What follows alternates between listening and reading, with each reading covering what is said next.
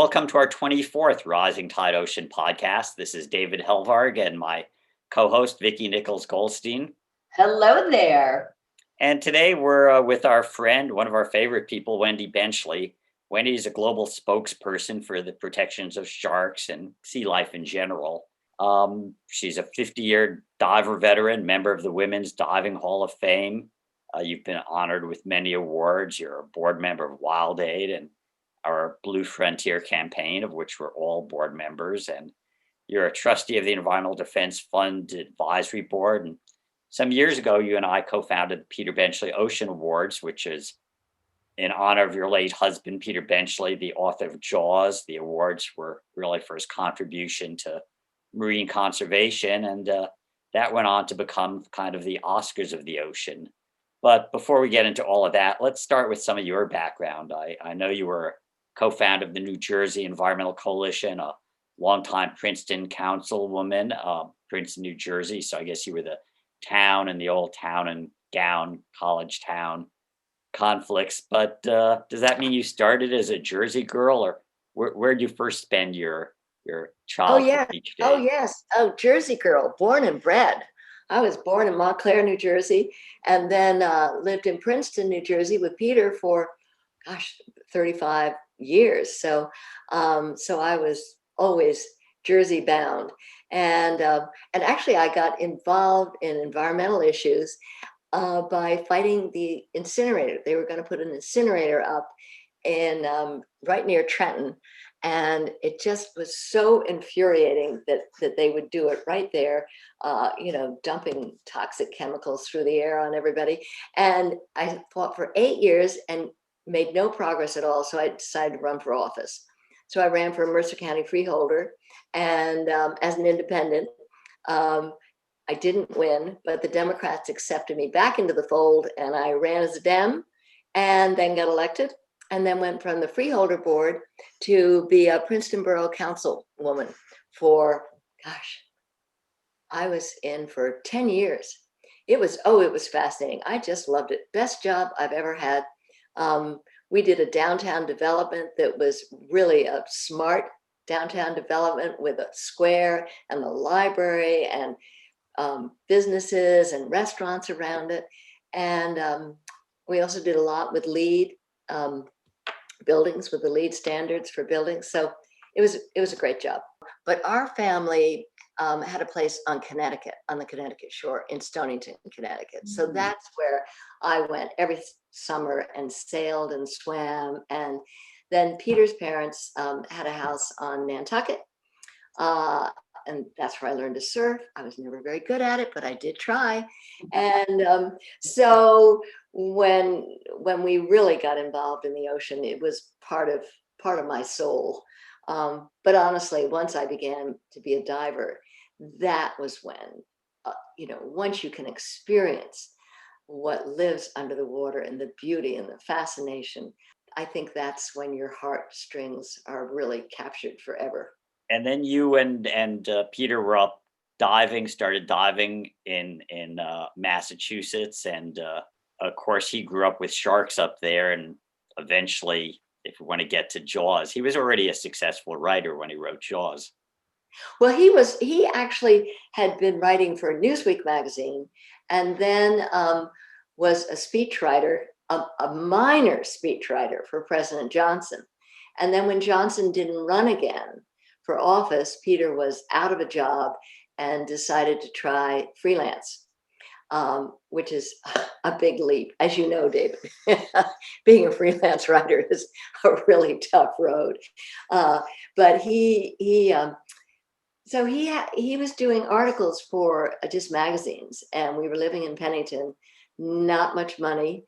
It was getting pretty desperate. So he finally did go to Doubleday, to the publisher, and said he had 2 ideas for novels, one about pirates and one about a great white shark that hangs around a town and causes havoc. And so they accepted the idea. I told him I didn't think it was a very good idea and I wouldn't do it, Peter. Don't do it. Something else, anything. But they gave him $1,000. So he had to write it. Advance. Um, Wow. he had to write it, or else he had to give the 1,000 back. And of course, we spent the 1,000 lickety split. And so then he was forced to write it. And the one thing I was thinking about today is that he wrote the first rendition of Jaws as a comedy with a lot of humor in it. And Really? yeah, because he had great sense of humor, and he loved having witty characters and repartee, and so that was just his natural instinct. So Tom Congdon blessedly said, "Peter, I think this is going to be a great book, but you got to get the humor out of it and just go for the drama." And it was a successful novel, but what was the lag time, or between the novel and Spielberg adapting it as what was really the first summer blockbuster movie? Oh yeah, well, no, the real genius was David Brown and Richard Zanuck, who bought the novel and got the movie going both at the same time. So all the publicity for the movie was also publicity for the book. So Oh, they were the first to do that and to really make it work that way. And then, of course, Spielberg was a brilliant director. All the other directors that they interviewed just couldn't get the concept of a shark into their head. They kept thinking it was a whale, and but Spielberg was a quick study and a brilliant man. He loved to have references to movies. That's how he could connect to characters and to plots. And so Peter, when he talked with him, always would bring in other movies and say, such and such a character is like so and so in this other movie. So lucky us. I mean, lucky us. We had such brilliant producers and a brilliant director and great, great actors in the movie. And as Peter always said, you know, it's so fortunate to be a writer and to be able to get out of your room in the attic, typing away, and then be able to get out onto the ocean and have adventures and learn and begin to get involved in all of those ocean issues. So it was for us just an extraordinary trip. And how did Peter's love of the ocean and love of sharks kind of how did that integrate with the movie and then with his conservation initiatives? Yeah. Well, when Peter wrote the book, truly in those early 70s, still people didn't know a heck of a lot about sharks, and there was still a feeling that the only good shark is a dead shark. I mean, there was really not much emphasis on sharks as the apex predator, and that did not happen. But very soon after the movie, Peter, there was a lot more research about sharks, and actually a lot of marine biologists and university people tell me that Jaws really initiated so much interest and excitement in sharks that there were hundreds, if not thousands, of young people who wanted to become marine biologists. They wanted to be like Richard Dreyfuss, the Hooper in the movie, and get out there and have some adventure. And they realized that you could be a marine conservationist or a marine biologist and be out on the ocean and not be sitting in a lab someplace, right? So I think there were many results of Jaws. One result that horrified us was an uptick in shark tournaments and the killing of sharks. And we were very sorry that people were afraid of sharks too. And we, through our lives and through our work in ocean conservation, tried to get people to understand that human beings are not the main food of sharks. And if you get bitten, if you hit an artery or something, then yes, you can die. But most sharks take a bite, it's a test bite, they turn around and swim away. And here in California, we've got lots of white sharks. John McCosker, who's a top shark expert, once told me that the return of white sharks is a sign of health for the ecosystem and problematic for recreational water users. Yeah. But I like to think of it as, if there's not something bigger and meaner than you are out there, it's not really wilderness. So it's kind of, we've made our peace and kind of appreciate our men in gray suits, as the surfers call them. Now, 50 years, more than 50 years after Jaws, at the time it was written, the great whites had left the Cape. They'd been exterminated. And now, with the return of seals, you're seeing white sharks returning to the original waters in which that novel is written. Peter would probably be quite happy with that return, that renewal.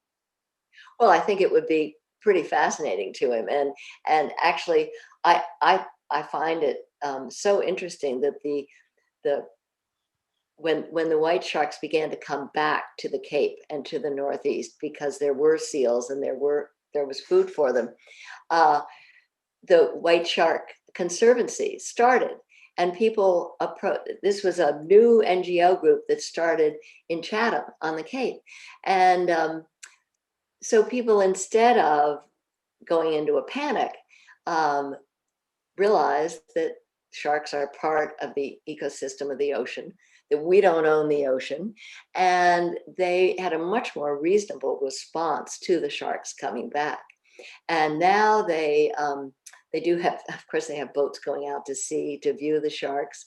Uh, I know that the fishermen are upset because, of course, all these seals are eating so many fish, and their fish catch has gone way down. So it's a delicate balance, and I think people are still grappling with what to do or how to cope with it. But I think there's nothing to do. They just do what the West Coast people do, right, David?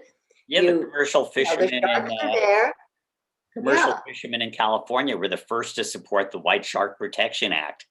They yeah, figured, yeah, under the Marine Mammal Protection Act, they weren't allowed to shoot the seals, so let nature take its course, and they hoped there'd be enough white sharks to take out enough seals.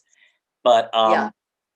you and Peter really, after the movie came out, he continued to write books, but you really like started doing global exploration and filmmaking. And tell us about kind of all the global ocean travels you did.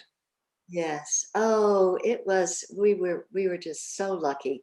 So we we immediately, actually, the first thing that happened was American Sportsman asked Peter to go down to South Australia to cage dive with the great whites, and this was in the very beginning of cage diving.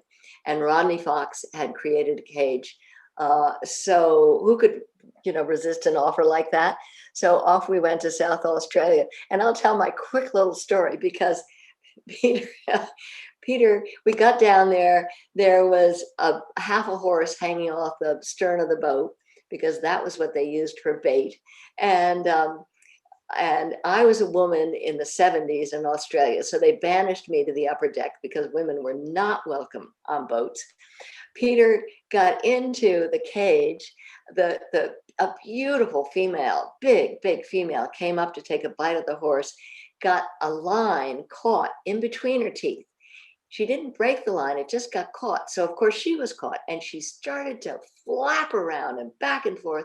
Peter's cage went upside down, topsy-turvy. I screamed at the guys, the film men saying, the cameraman saying, get the rope out of the shark's mouth.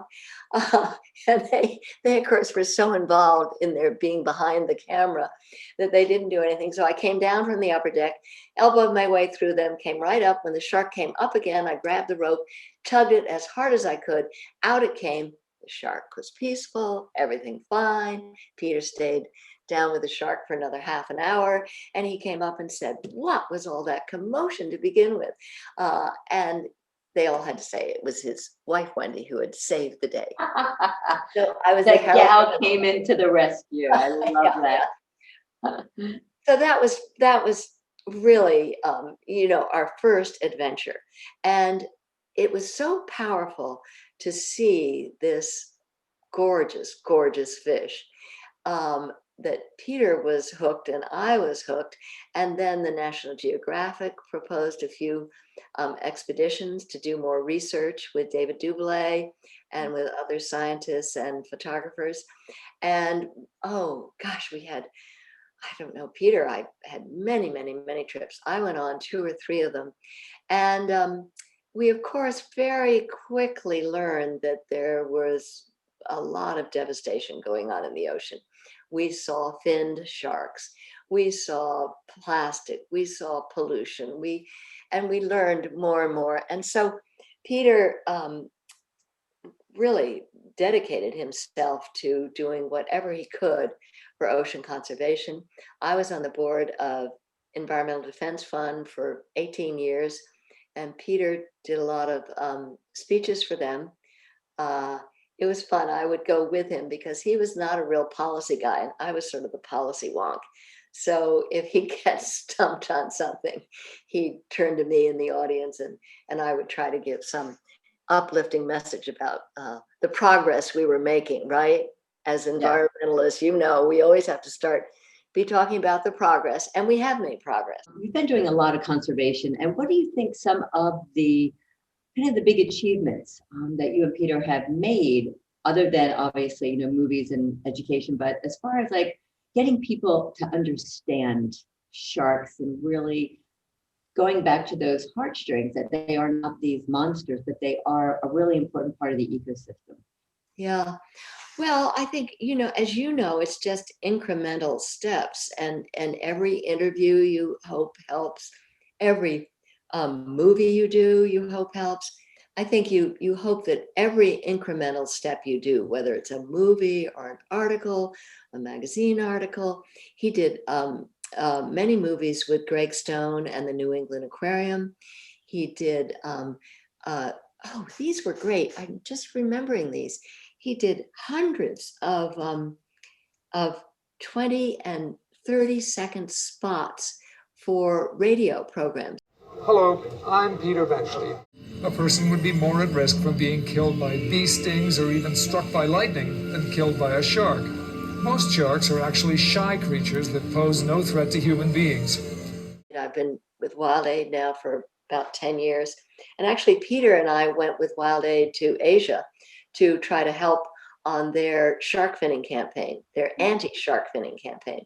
And that campaign has been very, very successful. In the last 8 years, there's been an 85% reduction in the demand for shark fin soup in China. Wow, that's Wild Aid is still working on that campaign. What they do is they use famous people, Jackie Chan, Yao Ming, Maggie Q, to do public service spots on Chinese television and billboards. And in China, we're able to get millions of dollars worth of free ad space because the Chinese government actually supports it. They think it's just fine for us to be there working on shark fins. Our very first Blue Vision Summit in 2004, we invited Peter to speak, and you and Peter came. It was really a lovely event. So after Peter passed away, I think we talked about creating an award in his honor, because most people knew he'd written Jaws, but most people weren't aware of this whole history of conservation. And for 10 years, we had the Peter Benchley Ocean Award that we co-hosted.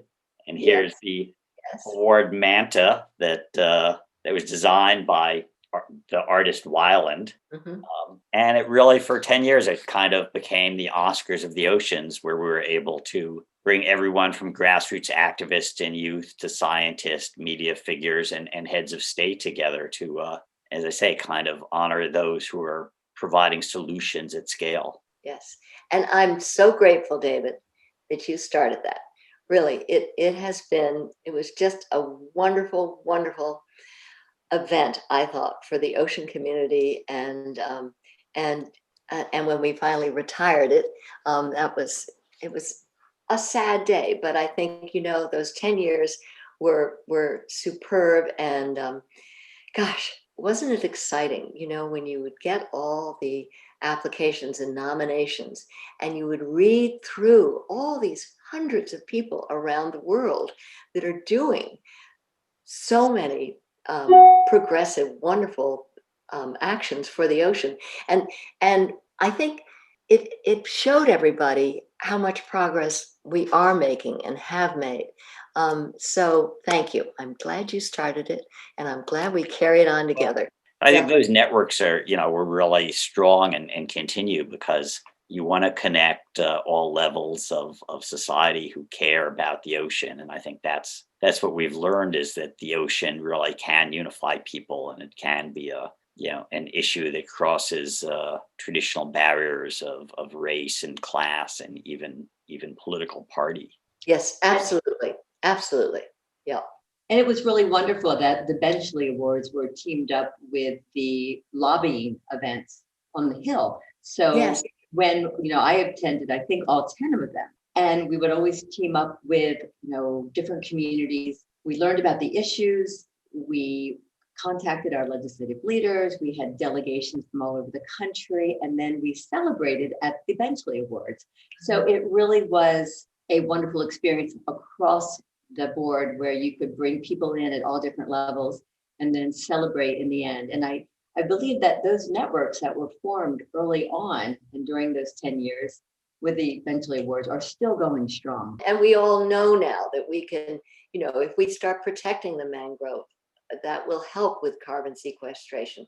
And the seagrass is really absolutely vital, and that people can do seagrass and can plant seagrass. And I've been reading Bren Smith's book, Eat Like a Fish. Oh my gosh, this guy is just great.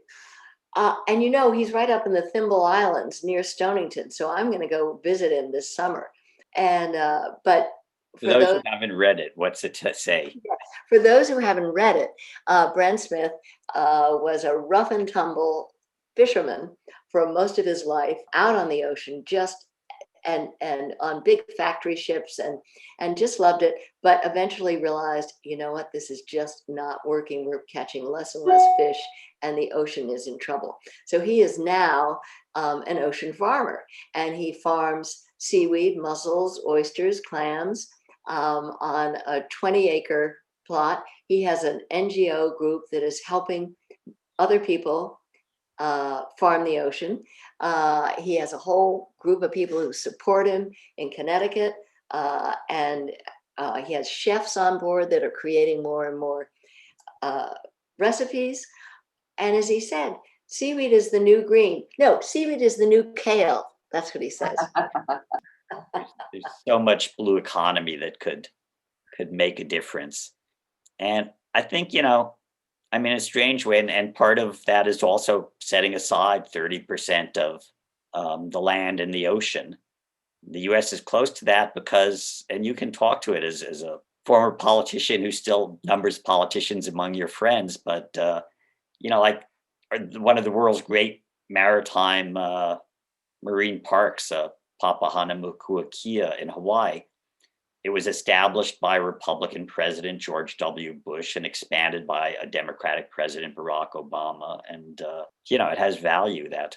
Yeah, I think that we are going to get, I really do believe that we will get a lot of the Ocean Climate Action Plan passed in a bipartisan way. I think all of the ideas are really excellent. They make sense to people. It's so interesting, isn't it, that even though we were depressed during those 4 years of Trump, the wind power kept going, corporations kept on, the car companies were not especially, jumping on board Trump, making the standards for gasoline less stringent. And I think that now it's just going to be a huge blossoming of people realizing that we can do the things that we've been talking about for the last 20 years.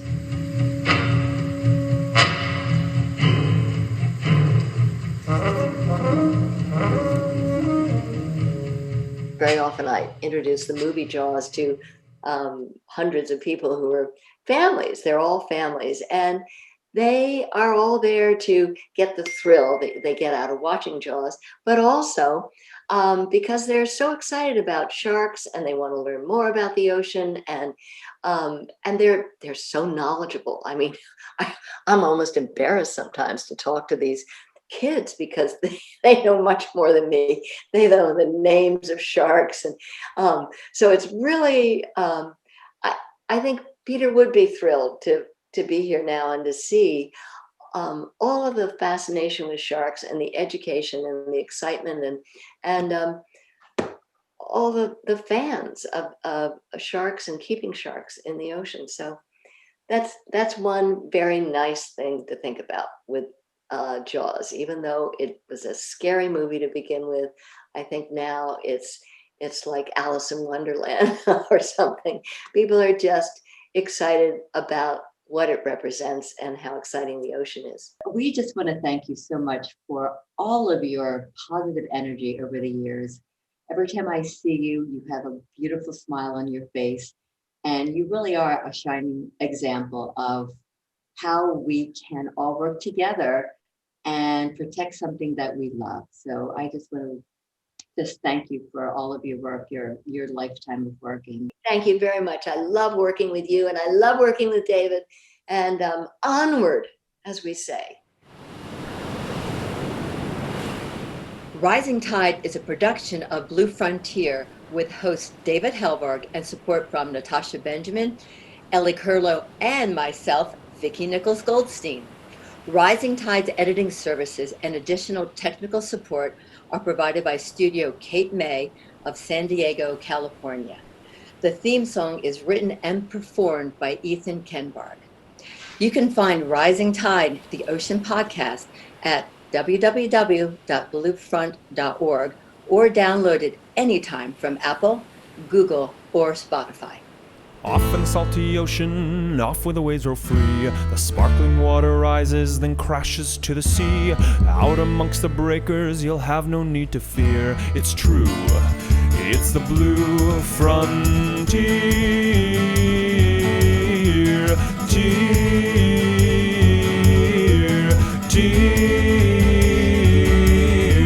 Off in the salty ocean, off to the Blue Frontier.